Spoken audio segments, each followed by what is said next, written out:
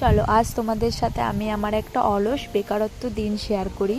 সকালটা শুরু হয়েছিল আজ আমার অনেক বেলা করে, তারপরে টিভিতে গান শুনতে শুনতে ব্রাশ, ব্রেকফাস্ট, লাঞ্চ সবই হয়ে গেল। মানে ওই সময় এগোচ্ছে কিন্তু টিভি বন্ধ করতে ইচ্ছে করছে না। একটার পর একটা ইন্টারেস্টিং মুভি টিভিতে হচ্ছে, হিন্দি মুভি। আমার মাইমা বুঝতে না পারলেও আমরা সবাই আগ্রহ হয়ে দেখছি বলে আমার মাইমাও দেখছে। এখন ওই 5:30 মতন বাজে, সবে আমি স্নান সেরে এলাম। স্নান করতে ইচ্ছেই করছিল না, মনে হচ্ছিল একেবারে রাতে করব। কি হয়েছে কি জানি, এই এক সপ্তাহ ধরে আমার সেম রুটিন চলছে। তারপরে দেখো বাইরে আমি আর তানভি সোনাই একটু ঘুরতে এলাম। আজ যেহেতু দিদি আসেনি, সন্ধ্যা দিচ্ছে, দেখো তানভি সোনাইয়েরও যাওয়ার ইচ্ছে নেই, আমি টেনে টেনে নিয়ে যাচ্ছি।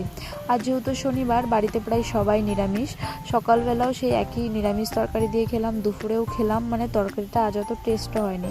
তাই আমি এখানে আলু আর পটল ভাজা করছি, আর আমাদের তানভি সোনাও দেখো কাজে ব্যস্ত।